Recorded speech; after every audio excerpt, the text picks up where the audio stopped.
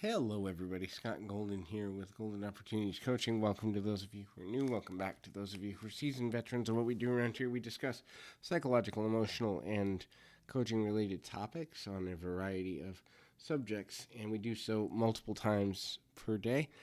We've got over 270 audios for you to check out. Hopefully, something you like. If there's something you'd like to hear, please feel free to contact and leave a comment below. Also, subscribe, like, and do all that good stuff. We're almost halfway to our subscriber goal of 1,000 people. Once we get there and we have enough hours, we can actually start to donate a little bit to COVID relief funds and other useful things. At least a portion of the money donated or generated from this channel will go to charity because I believe in giving back to the world. In any event, this is a fun audio for me. I have been speaking publicly in one form or another for 23 years, probably more than that. And 23 years is where I started doing it on purpose. I first received training over 30 years ago as a speaker, but got serious about it 23 years ago. And so there's probably about a dozen, maybe a few more pointers I want to give to improve speaking. The first is know your audience. Who are you talking to? Why should they take you seriously? And what do you have that other people don't? Look, everybody wants to be an expert. Everybody has a story, and everybody thinks their story is more valuable than another. But if you don't know who your target audience is that will buy your story, what you say will fall on the wrong ears. For example, if I want to talk about a controversial topic about morality, then going to a conservative group of people probably not the place to go.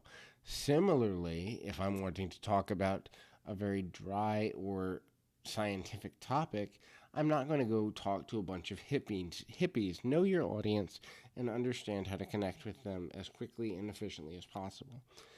The next is know your bullet points. I know a lot of people will say rehearse speaking, but in reality, people can tell when a speech is rehearsed, and it does not have the impact that an off-the-cuff or an ad-lib speech can have. But if you know the bullet points of the things you're trying to reach, that can be a few key words, 3 to 5 words, maybe a sentence for each point, 2 at the most. At least then, if you have those down and they're on note cards, and you can use them as refreshers and reminders, you will become a better speaker.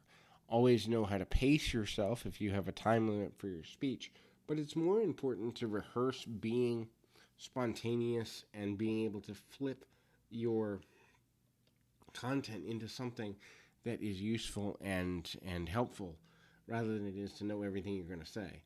Find your own personal style. If you are a person that does better with a completely rehearsed speech, then that is what you need to do. But at the same time, if you're a person that doesn't do well with memorization and memorization causes you to flub, then certainly be a little more open to ad-libbing.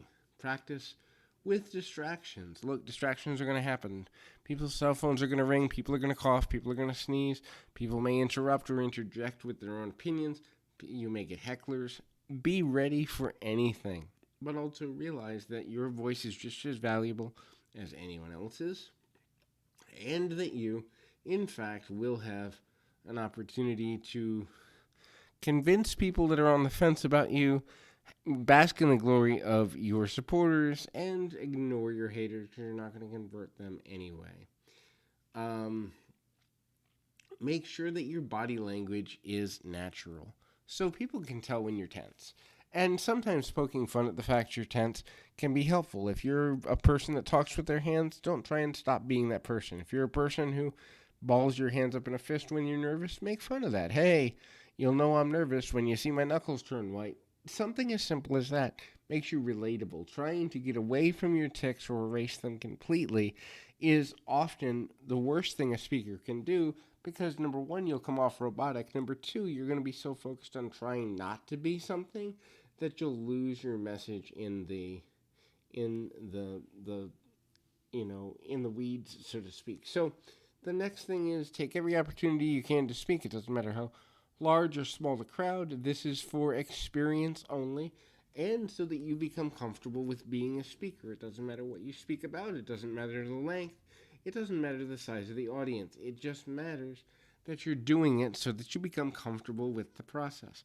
I remember when I was training for broadcasting in professional wrestling, I used to sit at home as a teenager and hit mute on my TV and practice for 2, 3, 4 hours a day.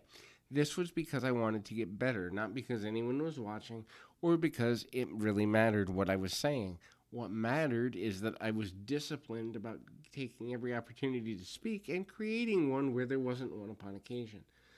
Find a cadence that works for you. If you tend to talk fast, don't try and talk slowly just because it's the way things go. And if you tend to talk slow, if you're that kind of person, don't try to talk really fast because it's going to trip you up and you're going to trip over your words and you're going to be self conscious. And find a cadence that works for you. Know the basics of your material, know the message you're trying to convey, so that if you do get lost, you can always come back to central points that still fill in with your information and are true to the message you're trying to send. Know how to vary your tone enough with certain words, certain inflections, sentences, and just different approaches to speaking so that you accent certain words and so you accent certain points.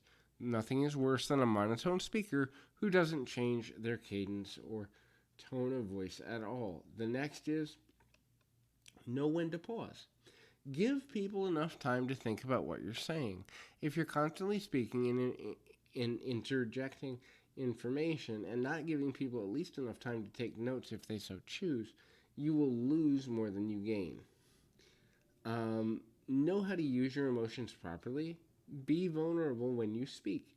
If there's something that makes you cry, admit to that. If there's something that's immensely humorous, try to find a joke that isn't off color and use it within your speech. Understand that you're not going to hit with everybody, but try and hit with as many as you can. And then always be willing to take constructive criticism. If someone's hypercritical of your speech, probably disregard at least half of what they say. But if there's criticism that you're hearing from multiple people, and there's also compliments along with the criticism, take that more to heart and try to work on it. Always ask for feedback from people who are more experienced than yourself and people that are at a level of success you want to be at. The more you study and the more you grow, the easier speaking will become. Hopefully this is helpful to you. Keep your feet on the ground and your mind in the moment.